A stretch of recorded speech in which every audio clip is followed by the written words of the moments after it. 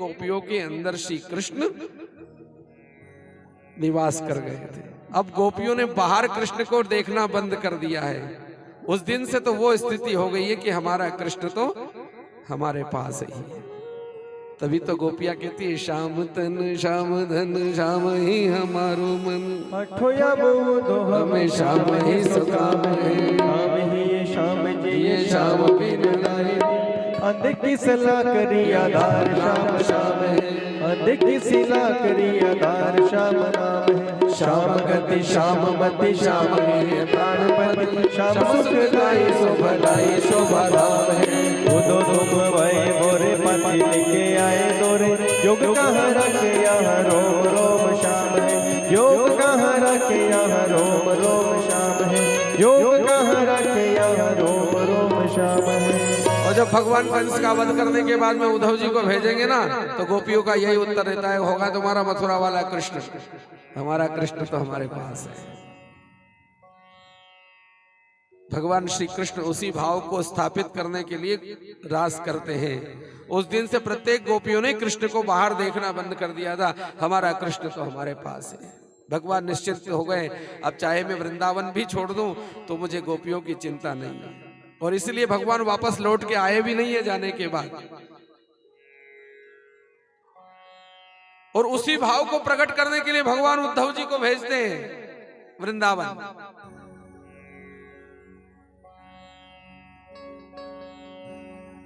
आया वो समय, कंस पूर्णतः समझ गया है कि श्री कृष्ण ही मेरे काल है। व्योमासुर को भेजा, केशी को भेजा, तब भी ब्रज का कुछ नहीं हुआ। तो युक्ति की बोले यज्ञ में, यज्ञ के दर्शनार्थ उनको बुलाया जाए। अक्रूर जी को भेजा मथुरा से वृंदावन। और अक्रूर जी का चयन इसलिए हुआ है कि ये वसुदेव जी के मित्र हैं, तो बाबा नंद इनके साथ सहजता से भेज देंगे। नहीं चाहते हुए भी अक्रूर जी आते हैं। संध्या का समय, मथुरा से वृंदावन अक्रूर जी का रथ आया। बाबा नंद ने सत्कार किया। गोचारण करके श्याम सुंदर भगवान बलभद्र जी के साथ में जब आए तो काका अक्रूर को देख करके प्रणाम किया। रात्रि की बेला हुई, भोजन कराया गया और अक्रूर जी ने प्रस्ताव रख दिया है कि मैं कृष्ण और बलभद्र को लेने के लिए आया हूं। और जिस समय माँ यशोदा के कान में ये बात पहुंची है, माँ यशोदा तो ठकठकी सी रह गई। माँ यशोदा की परम दशा हो गई। यशोदा मैया के नेत्रों से अश्रु की धारा बरस पड़ी और धीरे धीरे धीरे ये बात पूरे ब्रज में पहुंच गई है, वृंदावन में पहुंच गई है। कोई गोपी की आंख में नींद नहीं आई। सबके सब नंद यशोदा के द्वार पर डेरा डाले हुए हैं। आज तो गायों ने चरना भी, घास खाना भी बंद कर दिया है। गाय की बात क्या करे, गोवत्सों ने दूध पीना भी बंद कर दिया है। और सबका मुख एक ही ओर है, श्री कृष्ण की ओर।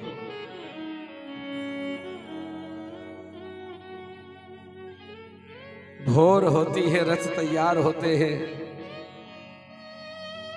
नंद यशोदा को मना लेते हैं श्याम सुंदर।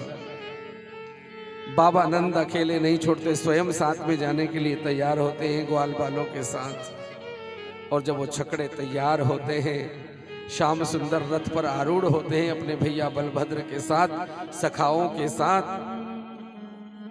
अश्रु बहाती हुई गोपियां टकटकी सी लगाए हुए रथ की ओर देख रही है, निहार रही है।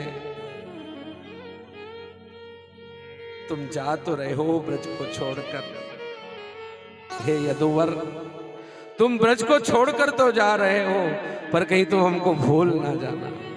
हे श्याम सुंदर, तुम तोड़ न मोह हमारा सखे, हम मोह कदापि न तोड़ने वाले। तुम मोड़ लो चाहे भले मुख को हम स्वप्न में चेत न मोड़ने वाले।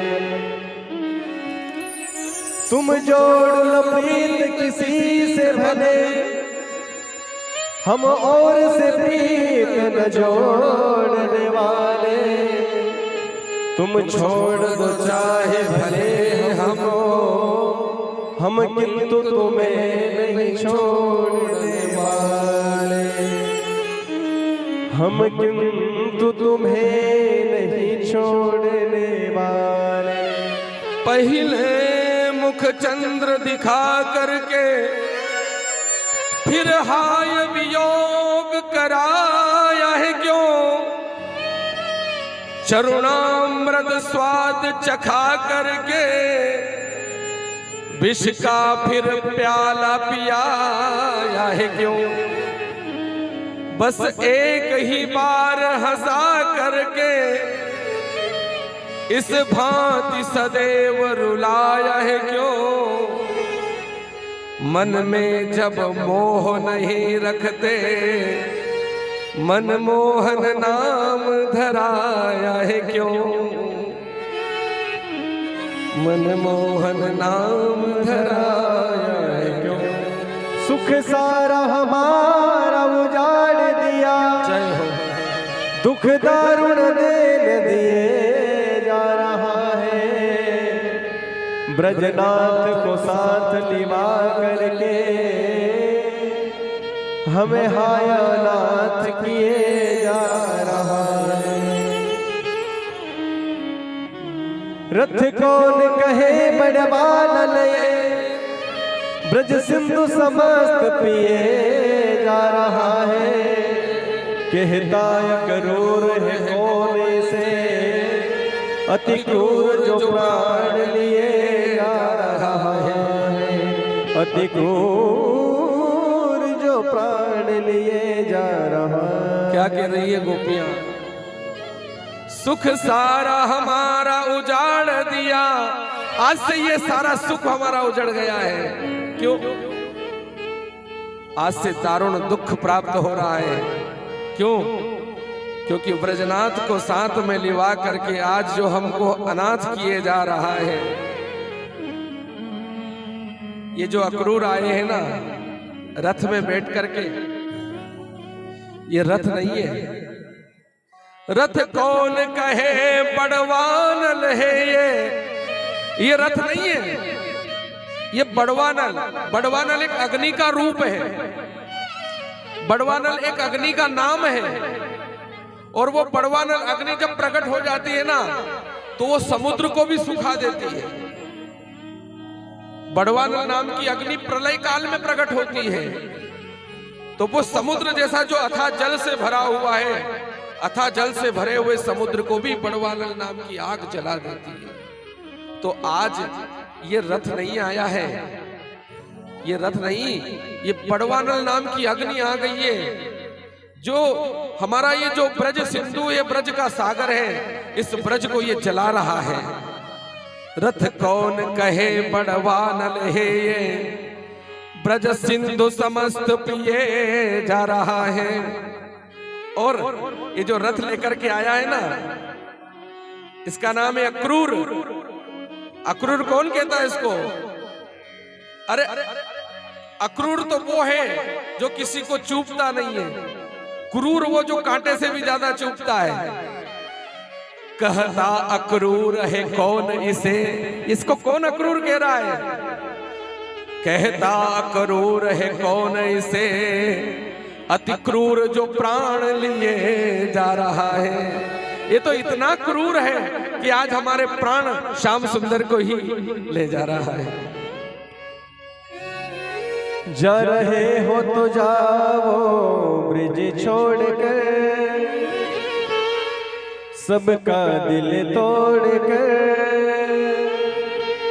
प्रेम ब्रिज सा कन्हैया नहीं पाओगे, नहीं पाओगे। जा रहे हो तो जाओ ब्रज छोड़कर, हाँ सबका दिल तोड़कर।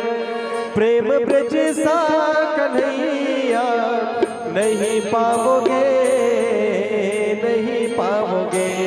जा रहे हो तो जाओ ब्रज छोड़कर, हाँ सबका दिल तोड़कर। प्रेम ब्रज सा कन्हैया नहीं पाओगे, नहीं पाओगे। धम धम धम धम।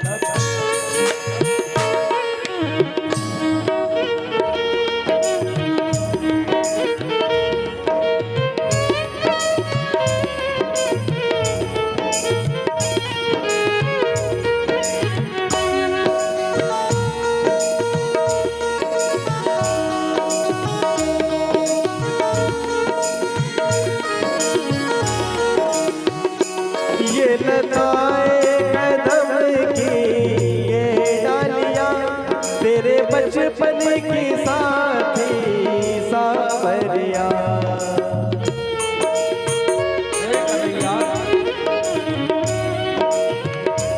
ये लताए कदम की ये डालियां तेरे बचपन की साथी सावरिया। कुंजी गलियां कहानी तेरी गा रही हो, कहानी तेरी गा रही। ऐसी गलियां कन्हैया नहीं पाओगे, नहीं पाओगे। जा रहे हो तो जाओ ब्रज छोड़कर, हाँ सबका दिल तोड़कर।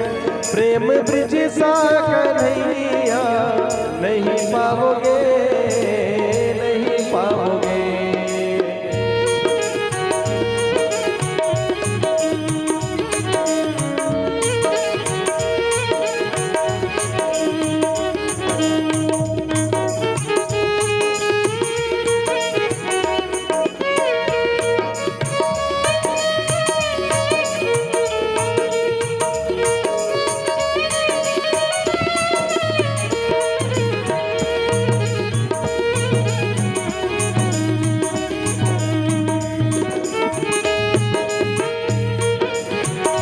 कितनी फोड़ी गगरिया पन घट पर, चीर किसके बचे शाम प्यार।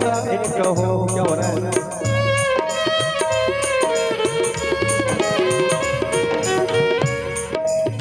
हो कितनी फोड़ी गगरिया पन घट पर, चीर किसके बचे शाम प्यार। कहो तेरे उद्यमों को जिसने हंस के सहा होगा ना हंस के सहा।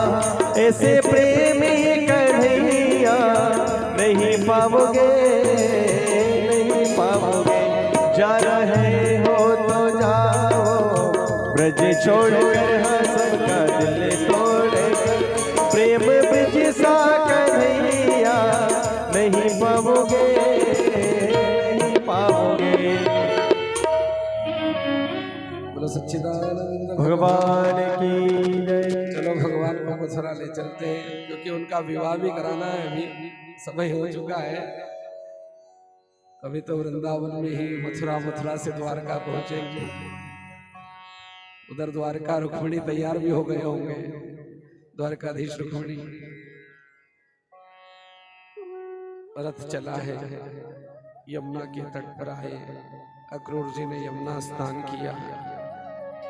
यमुना के जल में अक्रूर जी ने भगवान श्री कृष्ण का श्री हरि के रूप में दर्शन किया। मथुरा के समीप आए। मुख्य द्वार के निकट ही भगवान बलभद्र बलराम के साथ श्री कृष्ण अपने सखाओं के साथ उतर गए। सर्वप्रथम जो वस्त्र प्रक्षालक थे, कपड़े धोने वाले, उनके पास गए। अभिमान था, भगवान ने अभिमान दूर किया। मथुरा में प्रवेश हुआ है। मालाकार ने सुंदर सुंदर मालाएं भगवान को धारण किया। भगवान ने शुभ आशीर्वाद दिया है। उसी दिन से मालाकारों पर भगवान की कृपा है, जो पुष्पमाला बनाते हैं भगवान के लिए, सुंदर सुंदर। मथुरा में बड़े प्रेम से भगवान के गले में मालाएं डाली है। वस्त्र बनाने वाले ने वस्त्र पहनाए भगवान को। टेढ़ी बेड़ी जो शरीर से वक्र थी, कुब्जा, भगवान के ललाट पर सुंदर चंदन का लेपन किया है। एक धनुष रखा था, भगवान ने उस धनुष को भंग किया। कौलियापिड़ नाम का हाथी जिसको मतवाला कर दिया था मदिरा पिला करके, भगवान ने लीला ही लीला में उस कौलियापिड़ नाम के हाथी का उद्धार किया। कंस की सभा लगी हुई है, पूरे सभा के सभासद बैठे, इस पूरा समाज बैठा हुआ है। नंद यशोदा नंद राय जी, अन्य मथुरा के पूर्ववासी ऋषि, महात्मा, महिलाएं, पुरुष, बालक, बच्चे, राजा, योद्धा, तपस्वी, ऋषि सब बैठे हुए हैं। जैसे राम जी महाराज विश्वामित्र जी के साथ जब जनकपुरी पहुंचते हैं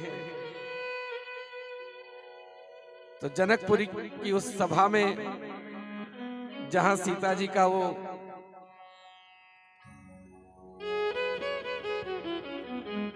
जनक जी महाराज ने एक प्रतिज्ञा की थी कि धनुष को जो भंग करेंगे, सीता का जो वर्ण, उसी के साथ सीता का वर्ण होगा। तो जो राज समाज बैठा है, राम जी के जाते ही उनको, राम जी को अलग अलग स्वरूप में देखते हैं।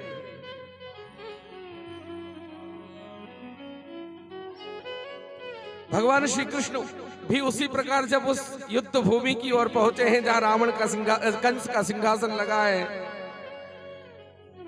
शल, तौशल, चाणूर, मुष्टिक जैसे योद्धा जिनकी प्रतीक्षा कर रहे हैं,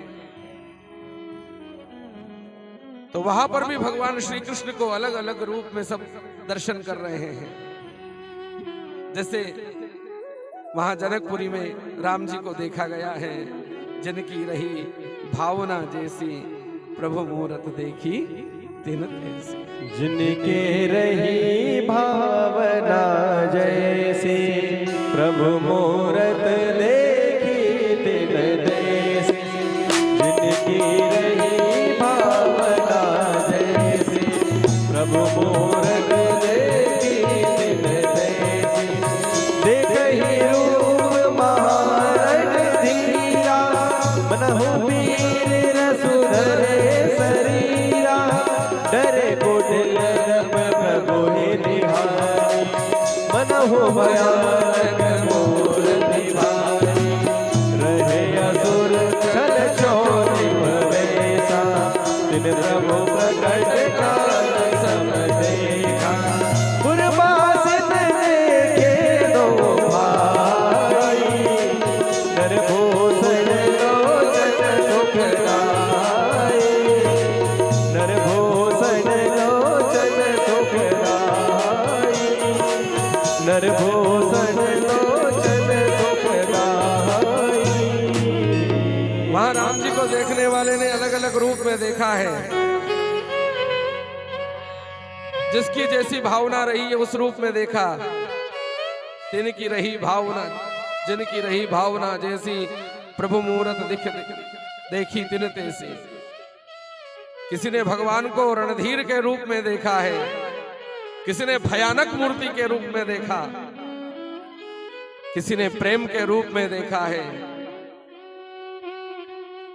छलियों ने शोडिप के रूप में देखा है, राक्षसों ने काल के रूप में देखा है, और पूर्ववासियों ने दोनों भाई को सुंदर सलोरे रूप में देखा है। पूर्ववासिन देखे दो भाई नरभूषण लोचन सुखदाई। नरों में तो आभूषण है। उसी प्रकार जब भगवान बलभद्र वहां पहुंचे ना मथुरा में, तो वहां पर भी भगवान को देखने वाले ने अनेक अनेक रूप में देखा है। मल्लाराम शनिरंद्रणाम नरवरः स्त्रीणाम स्मरो मूर्तिमान। गोपानां स्वजनो सतां क्षितिभुजां। शास्ता स्वपित्रो शिशुः मृत्योर्भोजपतेर्विराड विदुषां। तत्त्वं परम योगिनां वृष्णीनां परदेवतेति विदितो। रंगम गतासाग्रजः। दोनों भाई के हाथ में कौलियापिड़ के बड़े बड़े दांत शस्त्र की तरह धारण किए हुए हैं। ग्वाल बाल उनके साथ चल रहे हैं।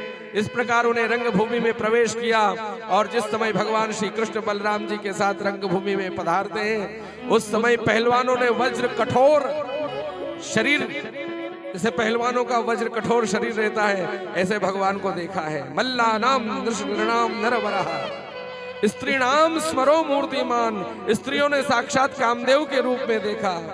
गोपानाम सुजनो सताम, गोपों ने अपने जन के रूप में देखा है। बड़े बुजुर्गों ने पुत्र के रूप में देखा है।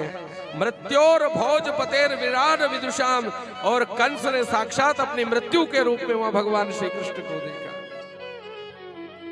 योगियों ने परम तत्व के रूप में भगवान को देखा। अलग अलग रूप में भगवान ने लीला ही लीला में शल तोषर चाण और मुष्टिक का वध किया। छलांग लगाकर कंस की सभा में सिंहासन तक पहुंचे। कंस का मुकुट गिरा, छत्र भंग हुआ और भगवान उसके केश पकड़कर भूमि पर गिराते हैं। भूमि पर गिराते ही कंस का प्राणांत होता है। बोलो सच्चिदानंद भगवान की जय हो। और जैसे ही कंस का वध होता है, जैसे सिंह हाथी को मार देता है, वैसे शेर से हाथी को मरना बड़ा मुश्किल है, लेकिन सिंह जब हाथी को मार देता है और मारने के बाद वो सिंह हाथी को घसीटता है, उसी प्रकार छोटे से बाल गोपाल श्याम सुंदर 11 वर्ष की जिनकी उम्र है, वो कंस जैसे हाथी को पूरी सभा में घसीट रहे हैं। देवता लोग जय जयकार कर रहे हैं। अप्सराएं नृत्य करने लगी, गंधर्व गान करने लगे, देवता पुष्प की वृष्टि करने लगे। चारों ओर भगवान की जय जयकार होने लगी है। गोविंद बोलो हरि गोपाल बोलो, गोविंद बोलो हरि गोपाल बोलो, गोविंद बोलो हरि गोपाल बोलो, गोविंद बोलो गोपाल बोलो, गोविंद बोलो हरि गोपाल बोलो, गोविंद बोलो गोपाल बोलो, माँ के भी हरि नंदलाल भी बोलो, ओ गोविंद बोलो बोलो गोपाल बोलो, गोविंद बोलो गोपाल बोलो, माँ के भी हरि नंदलाल भी बोलो, गोविंद बोलो हरि गोपाल बोलो, गोविंद बोलो हरि गोपाल बोलो। भगवान की जय जयकार हुई, पर भगवान उस जय जयकार में रुके नहीं। कंस का वध करने के बाद तुरंत बंदी गृह में पहुंचे हैं, जहाँ नाना जी बंधे हुए हैं। उनको छुड़वाया और सीधे जहाँ देव की माता वसुदेव कई वर्षों से बंदी गृह में बंधे हुए हैं, सीधे उनके समीप पहुंचकर उन्हें मुक्त कराया। दोनों भाई चरणों में गिर गए। देवकी और वसुदेव ने अंक से लगाया। भगवान के नेत्रों से अश्रु, वसुदेव देवकी के नेत्रों से अश्रु, और माता देवकी की स्तनों से दूध की धारा उमड़ पड़ी।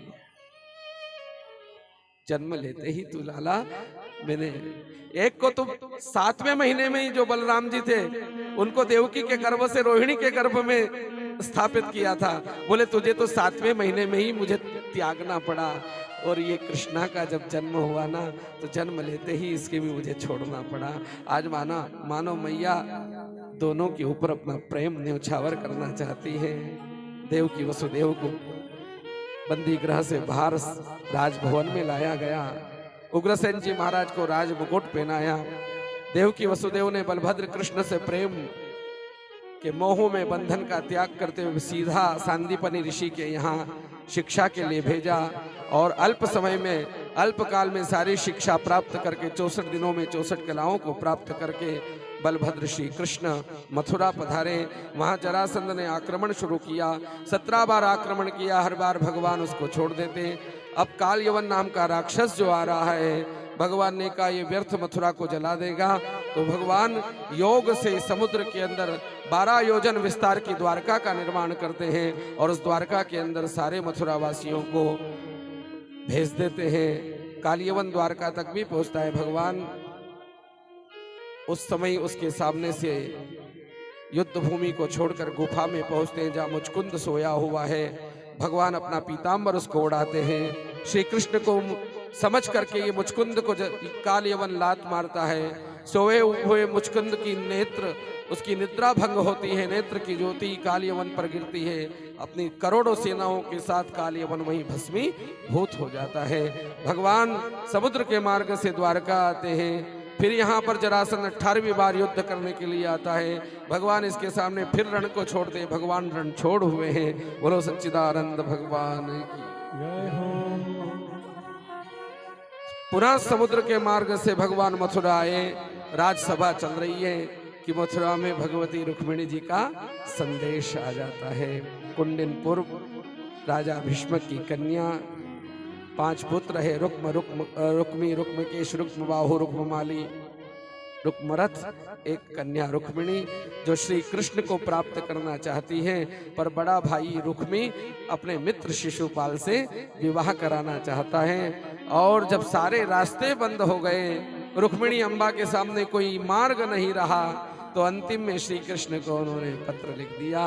वो पावन पत्र विप्र देवता लाए कुंडिनपुर में, और भगवान उस पत्र को लेकर, पत्र को पढ़ करके उसी समय बिना देर लगाए हुए कुंडिनपुर की ओर प्रस्थान करते हैं। माता ने पत्र में सब लिख दिया था, कहाँ आना है, क्या आना है। श्रुत्वा गुणान भुवन सुंदर शृण्वतान्ते निर्विश्य कर्ण विवरैर्हरतोप अंगतापम रूपम दृशाम दृश्यमताम अखिलार्थ लाभम त्वय्युचिता विशति चित्रम पत्रपम में। माता रुक्मिणी ने ये पत्र लिखा है और पत्र में लिख करके एक बात लिखी है, श्याम सुंदर त्रिभुवन सुंदर, जब ये आप पत्र पढ़ोगे ना तो इस पत्र को पढ़ते हुए कहीं आप मुझे निर्लज्ज ना समझ लेना कि कैसी ये राजकन्या है जो अपने विवाह के लिए स्वयं पत्रिका लिखती है। मैं अपनी इच्छा से ये पत्रिका नहीं लिख रही हूं और ना अपनी इच्छा से आपको प्रेम करती हूं। मैंने तो आपको आज तक देखा तक नहीं है। प्रेम कब होता है? जब किसी को देख ले, उसका अनुभव कर ले। पर मैंने तो आज तक आपको देखा ही नहीं है। आजकल हमारी छोटी छोटी बालाएं छल और कुटिलता के अंदर आ जाती है प्रेम का नाम लेकर के, और उन बालाओं को वो छलिए छल लेते हैं और इतनी दुर्दशा होती है उन बालाओं की, उनका पूरा जीवन बिगड़ जाता है। किसी किसी के तो 35-35 टुकड़े करके उनको सूटकेस में पैक करके फेंक दिया जाता है। किसी को तंदूर में जला दिया जाता है। किसी के अंग अंग काट करके जंगलों में फेंक दिया जाता है प्रेम के नाम पर। ये प्रेम नहीं है, ये छल है। और जो माता पिता उन बालाओं को 18 से 20 वर्ष 25 वर्ष जितनी उनकी आयु होती है तब तक पालते हैं, पोसते हैं, और वो प्रेम में इतनी अंधी हो जाती है, जब वो माता पिता का सामने थाने कचहरी में होता है तो वो बाला कहती है कि हम इनको पहचानते ही नहीं है। कल परसों के पेपर में पढ़ा, एक कन्या ने जब वो घर से भाग गई और पकड़ी गई और माता पिता सामने, कल के ही पेपर में मैंने पढ़ा था, तो कहा कि मैं इनको पहचान। जो माँ अपना पेट काटती है, जन्म देती है, जो पिता अपना पूरा जीवन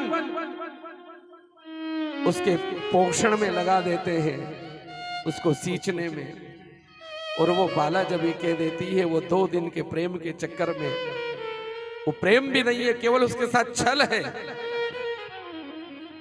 और वो कहती है कि मैं इनको पहचानती नहीं हूं, उसी दिन वो अपने माँ बाप को मार देती है। रुक्मिणी अम्बा कहती है मैंने आपको देखा नहीं है श्याम सुंदर, और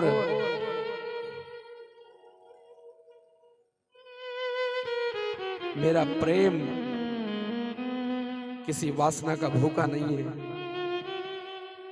मुझे तो अपने गुरु ने प्रेरित किया है। किसने? श्री नारद जी महाराज ने। और उन्होंने आपका गुणगान गाया है। कौन सा गुण? जिस गुण को सुन करके संसार की आग में जलने वाले प्राणियों के कानों में जब वो उतर जाए ना, शुत्वा गुणान भुवन सुंदर, हे भुवन सुंदर, आपके गुणों को कोई सुन ले, शृण बतान्ते, अपने कानों से, तो क्या होता है, निर्विश कर्ण विवरय हर तोप अंग तापम, उसके अंग अंग का ताप शांत हो जाता है। तो आपके गुणों को सुनकर मैंने आपसे प्रेम किया है, इसलिए मैं आपको प्राप्त करना चाहती हूं। माता रुक्मिणी की तरह अगर प्रेम हो तो वो प्रेम सफल भी होता है, क्योंकि इसमें वासना नहीं है। आखिरी के श्लोक में तो अंबा कह देती है कि जो भोलेनाथ जिस चरण रज को पाने के लिए तप करते हैं, मैं उसी चरण रज को प्राप्त करूंगी, और अगर वो नहीं मिली तो चाहे मुझे 100 साल क्यों ना लग जाएं, प्रत्येक बार जन्म लूंगी, ऐसे ही तपस्या कर करके प्राण सुखा दूंगी, पर चरण रज तो आपके ही प्राप्त करूंगी। यस्यांघ्रि पंकज रजः, आपके चरणों की रज, यस्यांघ्रि पंकज रजः स्नपनम महांतो वांछन्ति उमापतिरिवात्मोपहत्यै, यह अंबुजाक्ष न लभेय भवत प्रसादम, जय्याम सुनव्रत कृशात् शत जन्म भी स्यात्, शत जन्म भी स्यात्, 100 जन्म क्यों ना लेना पड़े, पर आपके चरणों की रज प्राप्त करूंगी। भगवान के चरणों की रज और भगवान का चरणामृत, जिसके लिए शिव भी तरसते हैं, भोलेनाथ भी, और भगवान के चरणामृत के लिए शिव तो इतने दीवाने हैं कि भगवान ने उनके चरणों से निकले हुए चरणामृत को अपने माथे पर ही धारण कर रखा है, गंगा जी को, कि प्रभु मैं आपके चरणामृत के बिना रह ही नहीं सकता। तो भगवान के चरणों से निकला गंगा जल जो चरणामृत है ना, बोले प्रभु ये तो मेरे माथे पर ही रहेंगे, इसलिए भगवान गंगा में अपनी जटा में गंगा धारण करते हैं। ये भगवान के चरणों की महिमा, शिव भी जिनको अपने मस्तक पर रखते हैं। तो माता रुक्मिणी भी कहती है कि इसी चरणामृत को मैं प्राप्त करना चाहती हूँ। भगवान भी कहां देर लगाने वाले, ऐसे प्रबल भक्त के आगे दौड़ पड़े कुंडिनपुर की ओर रथ में बैठ करके। रुक्मिणी अम्बा को शैलेंद्रिया तैयार कर रही थी, मन नहीं लग रहा था, लेकिन जैसे ही विप्रवर आए और माता रुक्मिणी को देखा, रुक्मिणी ने विप्रवर को देखा, विप्रवर के मुख पर प्रसन्नता छाई हुई है। अम्बा ने सोच लिया काम हो गया है, श्री कृष्णचंद्र जी पधार गए हैं। अब तो शैलेंद्रियों को बुलाया और कहा अब मेरा श्रृंगार करो, और शैलेंद्रियों ने श्रृंगार किया। रुक्मिणी अम्बा तैयार हुई और तैयार होकर के माता रुक्मिणी अम्बा, जो राज समाज की, जो राज परिवार का नियम है, विवाह के पूर्व माता पार्वती का पूजन करना है। उधर बारात आ गई है शिशुपाल की, इधर देवी पूजन के लिए निकले हैं, उधर भगवान श्री कृष्ण भी पधार चुके हैं। रुक्मिणी अम्बा माँ अम्बा का पूजन करती है और उनकी स्तुति करती है। जय जय गिरिवर राज किशोरी, जय महेश मुख चंद्र चकोरी, जय जय गिरिवर राज किशोरी, जय महेश मुख चंद्र चकोरी, जय गजबन षडानन माता, जगत जननी दामिनी दुति गाता, नहीं तब याली मध्य अवसान, अमित प्रभाव में तू नहीं जाना, भव भव विभव पराभव कारिणी, विश्व विमोहिनी स्वमस विहारिणी, विश्व विमोहिनी स्वमस विहारिणी, देवी पूजी पद कमल तुम्हारे, सुर नर मुनि सब होय सुखारे, सुर नर मुनि सब होय सुखारे। भगवान कुंडिनपुर पहुंचते हैं। पूर्ववासी जब सुनते हैं कि द्वारकानाथ आए हैं तो सारे कुंडिनपुर के पूर्ववासी श्री द्वारकानाथ के दर्शन के लिए पहुंचते हैं। और जब दर्शन के लिए पहुंचे हैं तो कुंडिनपुर के प्रत्येक एक एक पुरवासी के मन की ये भावना है क्या? किंचित सुचरितम यन किंचित सुचरितम यन्नस्तेन तुष्टस्त्रिलोक कृत गृह्णातु गृह्णातु वैदर्भ्यापाणिमच्युतः। एक एक पुरवासी की ये इच्छा है कि अगर हमने किसी भी पुरवासी ने एक भी कोई अच्छा काम किया हो, यदि हमने अपने पूर्व जन्म में या इस जन्म में कुछ भी सत्कर्म किया हो, हे त्रिलोकी विधाता भगवान हम पर प्रसन्न हो जाएं और इतनी कृपा कर दें कि श्याम सुंदर श्री कृष्ण से ही रुक्मिणी का विवाह हो। एक एक कुंडिनपुर वासी की ये लालसा है, केवल रुक्मिणी की नहीं, एक एक पुरवासी की। जैसे राम जी महाराज पहुंचे थे और जनक जी की वो कठोर प्रतिज्ञा है, तो वहां जनकपुरी के पुरवासी भी यही सोच रहे हैं कि जनक ने कैसी जड़ताई कर ली है। हम विधाता से प्रार्थना करें, हरु विधि बेगी जनक जड़ताई, मति हमारी अस देह सुहाई। हे विधाता जनक की जड़ता को हर ले और हमारी जैसी मति कर दे, क्योंकि वहां अयोध्या के पुरवासी भी यही चाह रहे हैं कि बिना धनुष तोड़े ही राम जी से सीता माता का विवाह हो। जब से राम जी को देखा था,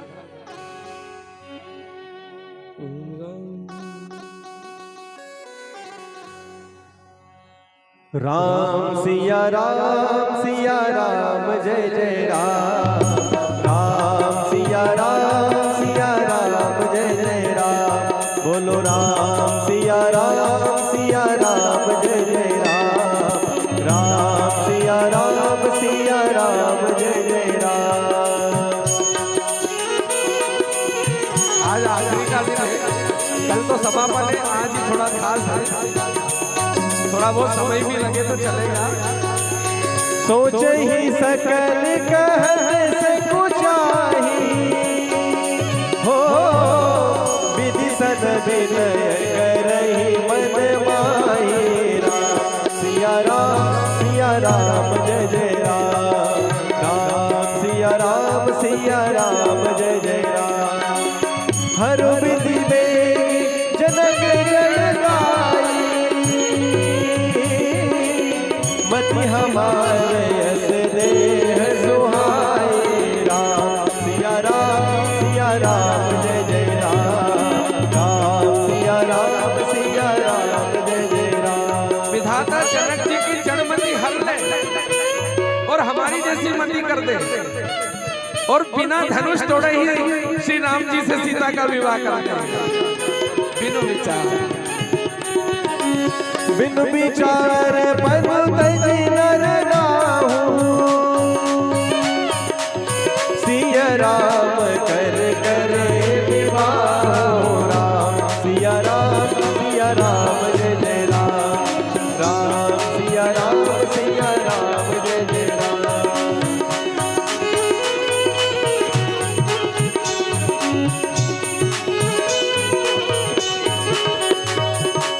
जगु भल गयहि भाव सब काहू, हटकी रे अंत होर राहु। राम सिया राम जय जय राम, राम सिया राम जय जय राम। एहि लाल सा मगन सब लोगु, बरु सावरो जान की जोगो। सिया राम जय जय राम, राम सिया राम जय जय राम, राम सिया राम जय जय राम, राम सिया राम। कुंडिनपुर की वो अभिलाषा पूर्ण करने के लिए श्री कृष्ण चंद्र जी जैसे अयोध्यावासी की अभिलाषा करने के लिए राम जी धनुष भंग कर देते हैं, वैसे प्रभु भी कुंडिनपुर पहुंच करके माता का पूजन करते हुए जो रुक्मिणी अम्बा बाहर आती है, अब देखिए कुंडनपुर की जो स्थिति है ना, वहां अति संवेदनशील क्षेत्र घोषित कर दिया। अति संवेदनशील चुनाव की स्थिति में होता ना अभी, अति संवेदनशील क्षेत्र, ज्यादा कोई बाहर इकट्ठे नहीं हो, चारों ओर पुलिस ही पुलिस का पहरा। तो वहां भी शिशुपाल बारात लेकर आया, द्वारकानाथ भी पहुंच गए। तो रुक्मी ने चारों ओर सैनिक ही सैनिक कर दिए हैं, पूर्ववासियों को बाहर नहीं निकलने दिया जा रहा है। और रुक्मिणी अम्बा जब पूजन करने के लिए गई थी ना, तो हजारों हजारों सैनिकों के बीच में कोई हाथी पर चढ़ा है, कोई घोड़े पर बैठा है, कोई पैदल चलने वाले हैं, सबके बीच में अम्बा पहुंची है और सब तटस्थ हैं अस्त्र शस्त्र लेकर के, कहीं कोई घटना ना हो जाए। रुक्मिणी अम्बा ने देखा हजारों सैनिकों के बीच में द्वारकानाथ को कैसे पहचानूं, क्योंकि आज तक देखा नहीं है। भगवान का रथ कहाँ होगा, हजारों रथ खड़े हैं वहां, एक रथ नहीं हजारों रथ, कैसे द्वारकानाथ के रथ को जानूं। रुक्मिणी अम्बा ने अभी तक अपना चेहरा किसी को नहीं दिखाया है। आज जैसे थोड़ा सा घूंघट ऊपर किया ना, तो अम्बा क्या है, मोहिनी माया है। और मोहिनी माया ने ऐसा मोह किया कि सारे सैनिक मोहित हो गए। हाथी पर से जो चढ़ा था वो हाथी से गिर गया, घोड़े पर चढ़ा वो घोड़े से गिर गया, पैदल चलने वाले सब अस्त्र शस्त्र छोड़ देते हैं और सब भूमि पर गिर जाते हैं। सब मोहित हो गए रुक्मिणी मैया की माया में। केवल एक ही मोहित नहीं हुआ, जो मायापति है। वो मायापति द्वारकाधीश उनके रथ पर खड़े हैं, बाकी तो सब मोहित होकर के गिर गए हैं। अम्बा ने देखा यही मेरे माधव है, यही मेरे द्वारकानाथ है। तो रुक्मिणी अम्बा पहुंची है समीप और द्वारकानाथ ने हाथ पकड़ा, रथ में बिठाया और द्वारका की ओर प्रस्थान किया। ले आओ भैया, भगवान बनाए हो तो। वृंदावन बिहारी लाल की जय। लगे दूल्हा सा तू दिलदार सांवरे, लगे दूल्हा सा तू दिलदार सांवरे, तेरा किसने किया श्रृंगार सांवरे हो, तेरा किसने किया श्रृंगार सांवरे।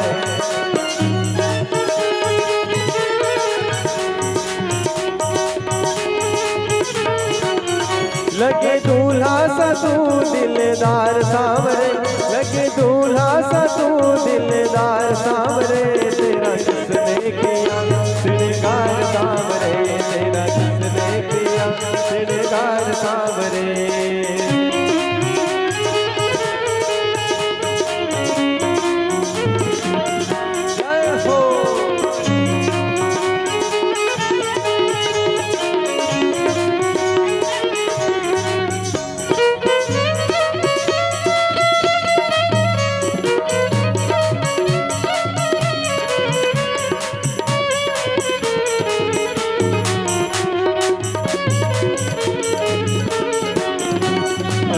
पर बलिया गिर चंदन केसर तिलक लगाया, मस्तक पर बलिया गिर चंदन केसर तिलक लगाया। मोर मुकुट गानों में कुंडल इंद्र बहुत बरसाया, मोर मुकुट गानों में कुंडल इंद्र बहुत बरसाया। महकता रहे ये दरबार सांवरे, महकता रहे ये दरबार सांवरे, तेरा किसने किया श्रृंगार सांवरे हो, तेरा किसने किया श्रृंगार सांवरे।